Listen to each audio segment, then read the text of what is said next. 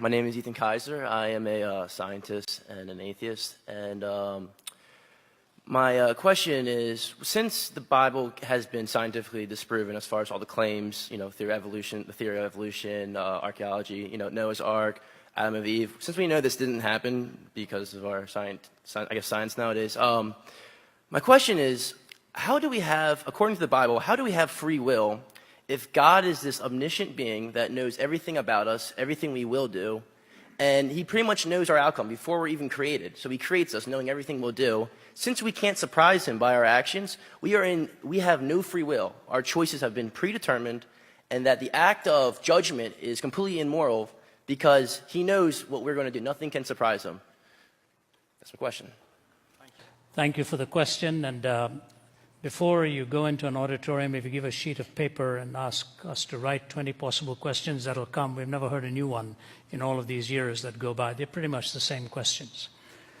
It's interesting that you began by saying, as an atheist, all of this has been disproved, and so you live with scientific materialism as your worldview. I studied under John Polkinghorne at Cambridge University. You probably know the name. One of the world's leading quantum physicists who came to exactly the opposite conclusion you did, while being the dean at Queen's College, Cambridge, as a quantum physicist, taking the same data you did. So obviously, for a man of his intellectual ability to come to a different conclusion, one would either have to say he's totally stupid to come to that conclusion, or else his empirical basis. Please don't keep shaking your head. Let me finish so that you can come and talk afterwards. So you'll allow us to concentrate what we're saying here. I want to read for you what David Berlinski says about the scientific naturalistic worldview. Do you know who he is? No. One of the world's leading physicists who is an agnostic, borders on atheism, but took issue with Richard Dawkins's book, The God Delusion, and wrote a book called The Devil's Delusion. Here's what he said. Has anyone ever provided proof of God's inexistence? Not even close. Has quantum cosmology explained the emergence of the universe or why it is here?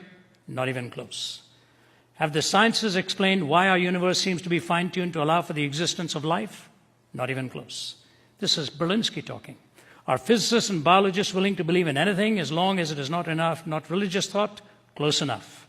Has rationalism and moral thought provided us with an understanding of what is good, what is right, and what is moral? Not close enough. Has secularism in the terrible 20th century been a force for good? Not even close to being close.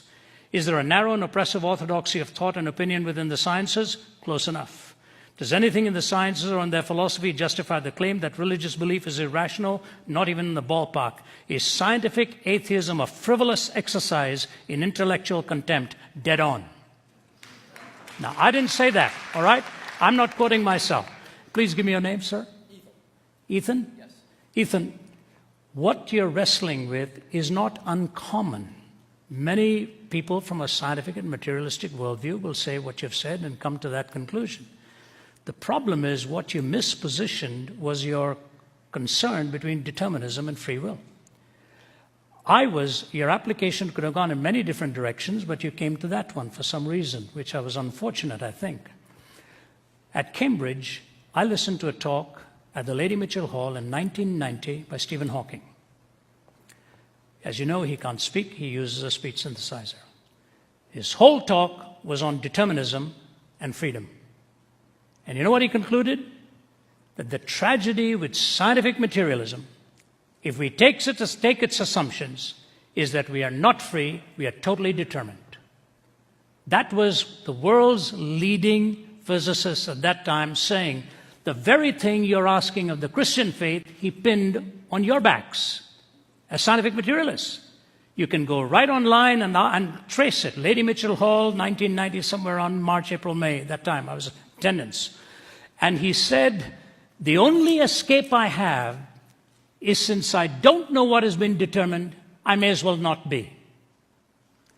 The whole auditorium moaned and groaned with an escape hatch that he gave for himself after telling us that we were completely determined. That's Berlinski's issue. That is actually even what people like Dawkins will concede, or Pinker. You read Steven Pinker and the others. So totally determined. So the question is, were you free to ask this question? Yeah. I don't believe anybody us actually have free will because we are strictly material. So you're actually, as a machine automaton, asking me this question? We are all made up of our past experiences. Okay, but you're not free then. You're not free. You're not making a truth statement. My true statement. I mean, what I'm saying is our memories and our states. No, hear me carefully. Okay. If you're totally determined, Yes. you're pre-wired to think the way you do. Nature versus nurture. Yes.